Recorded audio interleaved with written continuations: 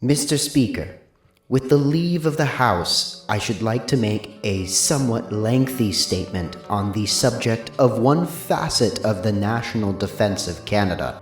The government has carefully examined and re-examined the probable need for the Arrow aircraft and Iroquois engine, known as the CF-105.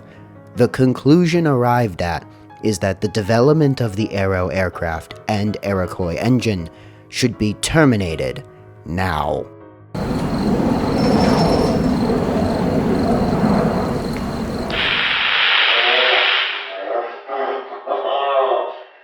That fucking prick in Ottawa. Many air forces have a coveted fighter plane, typically one with a long, storied history. Canada has the one that got away, their OTP. The history of this aircraft is actually remarkably short, with quite a controversial ending. All that remains for Canadians to remember this plane by are pieces, imitations, and a frustrating tale. Some Canadian aviation enthusiasts are even busy looking for more lost pieces, shipwrecks, and a potential sole survivor hidden somewhere out there. Hi there, my name is the Flying Historian, and today I am not going to torture everyone with my god-awful Canadian accent. No, today we are going to be discussing the history of the Avro CF-105 Arrow, one of Canada's biggest could-have-beens. We begin in the Great White North, near the home of the Maple Leafs.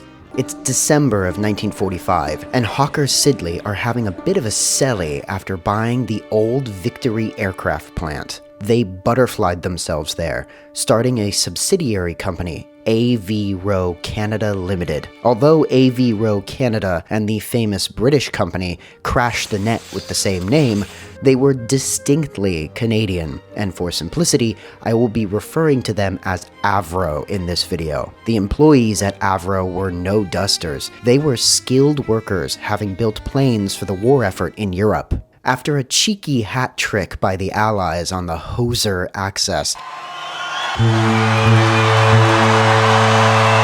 Avro changed on the fly to handling repair and maintenance work at what is now Toronto Pearson International Airport. But this didn't last long. The end of World War II ushered in a new age of jets. The Royal Canadian Air Force was searching for a playmaker for the nation's defense near the Arctic. Avro was chosen to build such a craft in 1946. Development ran long, but in 1953, Avro successfully delivered a Geno, the CF-100 Canuck, a truly excellent interceptor for the time. The CF-100 would become a beauty, and quickly proved Avro's worth. For an absolute barn burner, the engineers at Avro, brimming with fascinating ideas for the future of aviation, would soon be given another chance to show off by constructing a replacement for the CF-100. Alright, I've had my fun. I promise no more hockey puns. As the Cold War entered a new decade, and Western and Communist forces were tested in Korea, the RCAF recognized that the threat of a Soviet attack wasn't going away anytime soon. They also understood that Soviet bomber technology was only going to get faster and more capable. Canada's first jet interceptor was right around the corner, but its development had gone on longer than expected. Wanting to get ahead this time, research into a planned replacement started in March 1952. Avro was a logical place to start looking.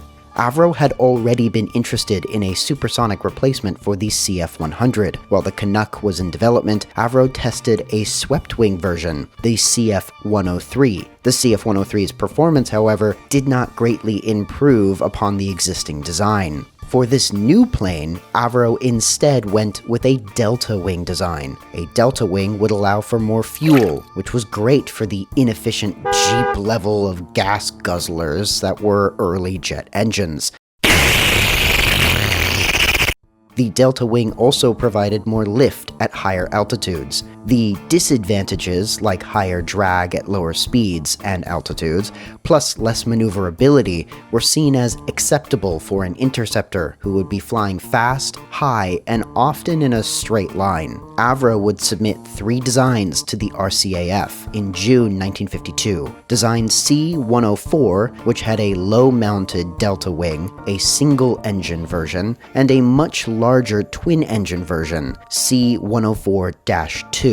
From the summer of 1952 through till early 1953, intense discussions between Avro and the RCAF regarding the requirements for this new plane occurred. In this context, intense discussions are a bit scarier than how my American audience might think. You see, they are like American arguments, but everyone is passive-aggressively apologizing to one another in increasingly worrying ways. In April 1953, the RCAF finally released their specifications via AIR-73. This new advanced interceptor needed to be, quote, a 2-crew, twin-engine aircraft with a range of 300 nautical miles for a normal low-speed mission and 200 nautical miles for a high-speed interception mission. It needed to operate off a 6,000-foot runway, have a Mach 1.5 cruising speed at an altitude of 70,000 feet, have the ability to make 2G turns with no loss of speed or altitude at Mach 1.5 and 50,000 feet, needed to have a 5-minute engine spool to 50,000 feet at Mach 1.5 turnaround time, end quote.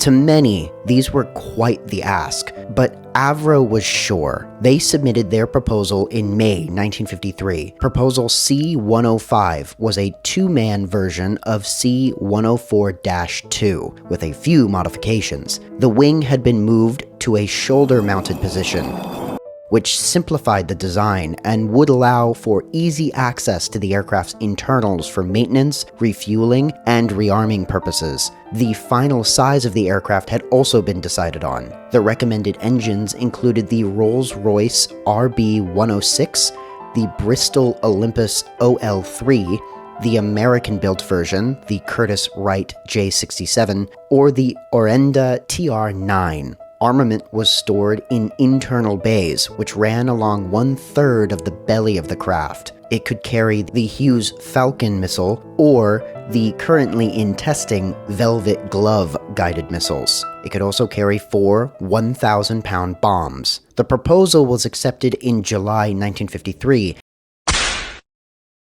and Avro was given permission to begin work on the CF-105 project. 1953 would also see some startling developments over in the Soviet Union. Confirmation of the development of much faster nuclear bombers.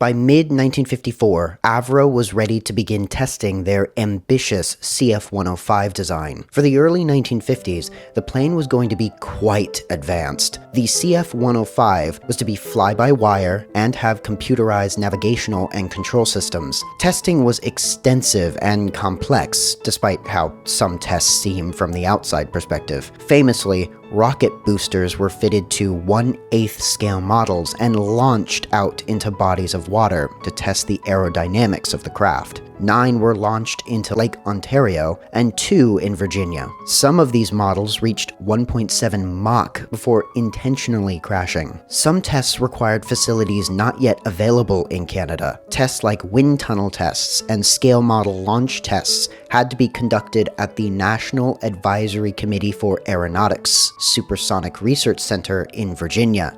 You guys seem familiar. Also, a partnership with shared aims and goals, all for the greater good. Wow, everything does remind you of her. I should call her.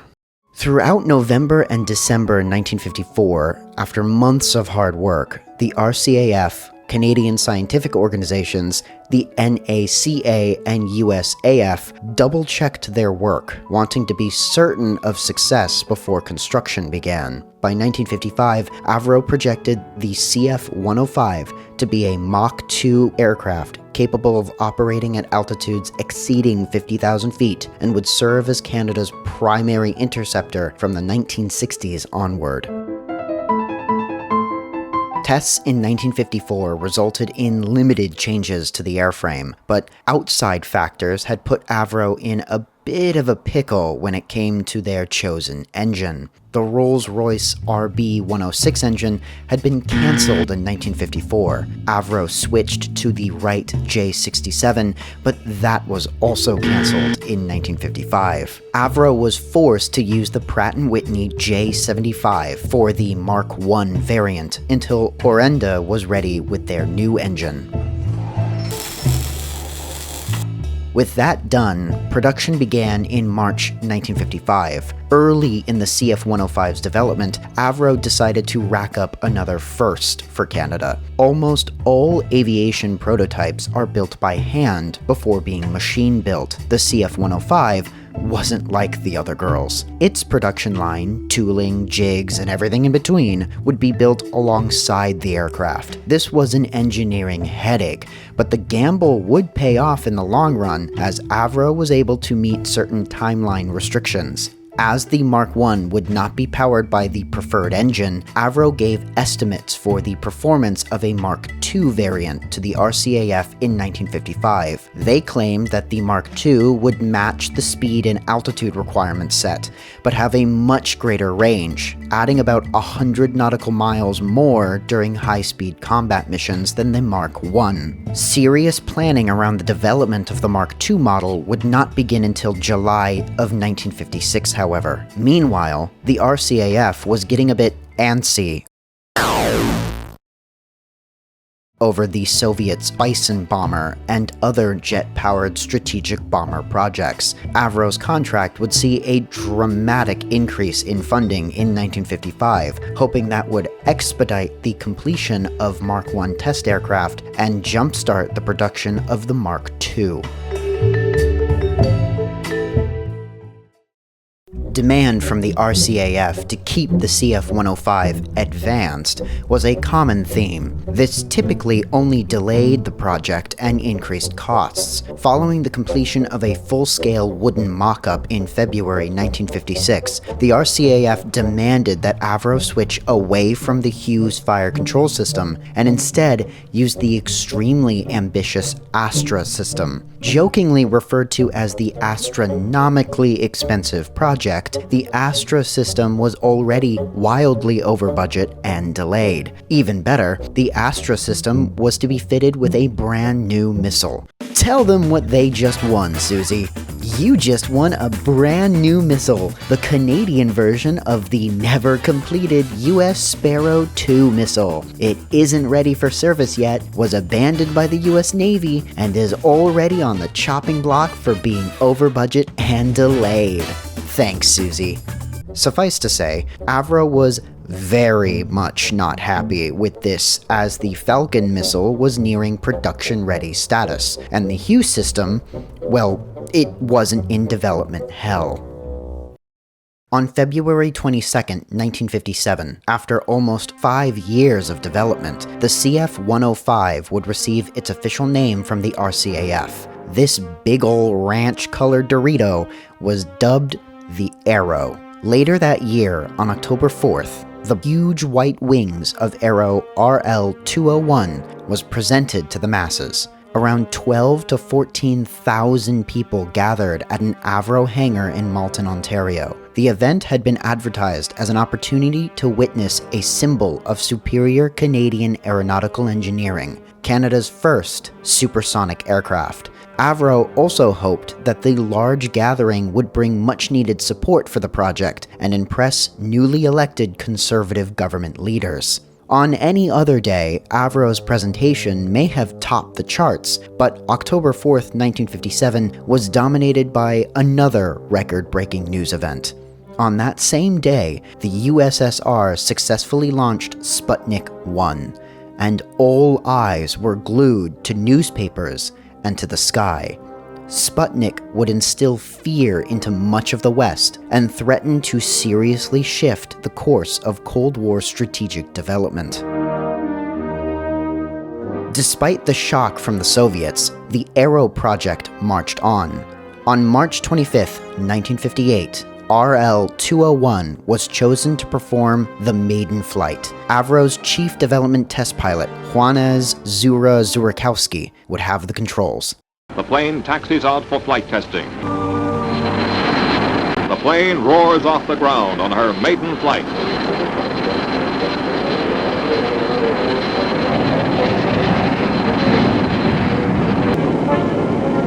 The elevator is about 3 degrees or 4 degrees up as far as I can see from here. Ailerons are nice and fresh.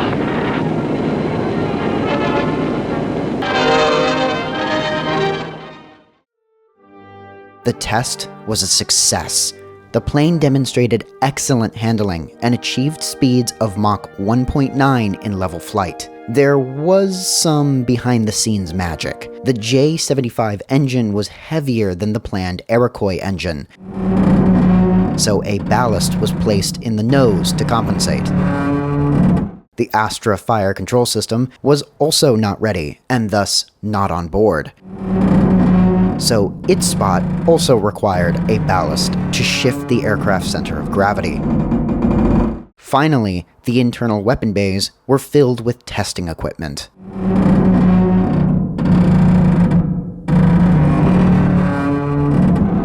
The aircraft had a crew of 2, was 77 feet long, and had a 50-foot wingspan. Loaded, it weighed 68,605 pounds. It was powered by 2 Iroquois... It was powered by 2 Pratt & Whitney J75 P3 afterburning turbojet engines, capable of producing 16,500 pounds of thrust each. It had a top speed of 1.98 Mach in a dive and 1.9 Mach at altitude in level flight. Theoretically, it could travel at 2+ Mach, but this was never achieved. It had a cruising speed of 606 miles per hour at 36,000 feet. It had a combat range of 300 miles and an estimated 1,000-mile ferry range. Its service ceiling was 53,000 feet. It could carry 2 AIR-2A Genie unguided nuclear rockets, or 4 Canadair Velvet Glove missiles, or 3 AIM-7 Sparrow II, okay, fine, or 8 AIM-4 Falcon missiles. There we go. It was fitted with the Astra... Nope. Cancelled. Sorry. It was fitted with a modified Hughes MA-1 fire control system. Mark I Arrows would continue testing from March 1958 till February 1959. Remarkably, the Arrow had very few problems. There was a landing gear failure incident where an Arrow veered off the runway, but nothing disastrous. A few modifications were made to the complicated system. There were also some in-flight automated stability that needed tweaking, but other than that, all seemed well. The one major limitation found while testing the Mark Is was the engine. The J75 simply was not capable of pushing the Arrow to its proposed limits. Despite the technical success of the project, the Arrow program was constantly facing cost overruns. By 1959, the project had cost 250 million Canadian dollars. That's around $2.8 billion today. The rising cost caused someone to finally wake up in September of 1958. Prime Minister John Diefenbacher gave Avro advanced warning that the project would come under full review in March the following year, and that its future was uncertain. Avro had been suspecting this news for some time, but were still quite surprised when it had arrived. They quickly went into full damage control mode. One of the first things Avro did was advise the federal government to ditch the various expensive and majorly delayed weapon system projects in favor of the completed Hughes system. This would eventually play out, but Avro needed more. The company started to push the production of concepts like the VZ9 Avro car. It looks like one of those little cars kids drive, but if it was a 1950s flying saucer version, a space threshold vehicle, and a supersonic transatlantic jetliner. Although many of these projects had been in the works for years, any additional contract Avro could secure would help support the company if the Arrow was dropped. The Avro car saw very limited success, and the other projects never survived past the concept phase. Avro also launched a public campaign to gain support for the craft, really pushing the Canadian propaganda, which I assume involves syrup and men on horses or something. All I could find were these very sticky mags. Now, Avro and Canada had been looking for a potential buyer to help offset costs since as early as 1956, but they had never found much success on that front. Britain explored the idea of buying Arrows starting in 1956. Britain wanted to use the Arrow as an interim plane, which would replace the Gloucester Javelin. By late 1957, the UK shifted away from Interceptors entirely and offered the English Electric Lightning Interceptor to the Canadians in exchange. But we already have a plane. We needed help making it. Yeah, but this one's fine, mate. We'll even give them to you on a discount. I don't think you quite understand how exchanges work.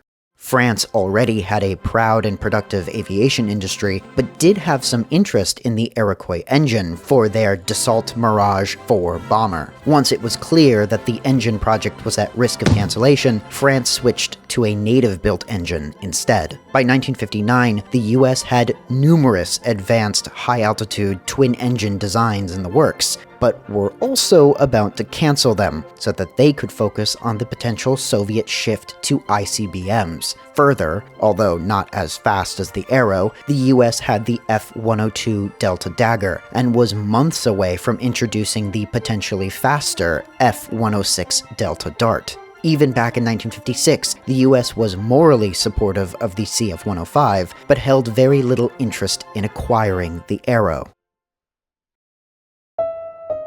By the start of 1959, everything seemed to be on track for the project. The Mark I was ready for RCAF acceptance trials, but Avro also admitted that the Arrow probably wouldn't be ready for combat until 1962. Although concerns over the upcoming review in March loomed, work at Avro had not slowed. By February, 5 Mark Is had been built. Another 4 were in various stages of completion, and parts for 2 Mark II Arrows were 98% completed. A Mark II with the Orenda Iroquois engines, assumed to break a number of speed records when finally airborne, was days away from performing its first taxi tests. Proposals for a Mach 3, Mach 5, and zero-length launch versions of the Arrow were all on the drawing board. I think you know where this is going. On February 20th, 1959, a day that would later be known as Black Friday, Prime Minister Diefenbacher abruptly canceled the Arrow and Iroquois engine programs. And worst of all, there weren't even any sales going on in the local shops. Couldn't even trample anybody later because it was a stressful day at work. Avro was caught completely unaware by the decision. They believed they had, at the very earliest, until March when the review was set to start. By then, they thought they would have the Mark II breaking world speed and altitude records, again making it challenging for the government to justify canceling the program. But alas, the Arrow was dead. But this is only part of the story. You see, I haven't been telling you everything. There's a whole world happening behind closed doors that heavily contributed to why the Arrow never got to see service. Unfortunately, that does mean we have to talk.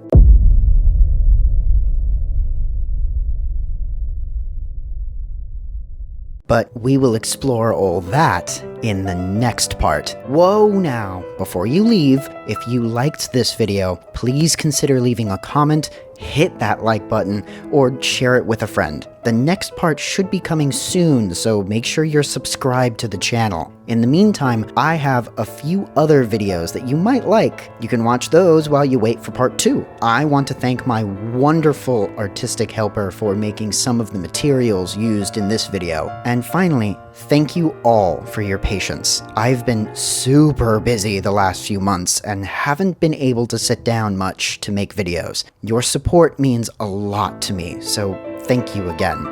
I'll catch everybody soon. See ya.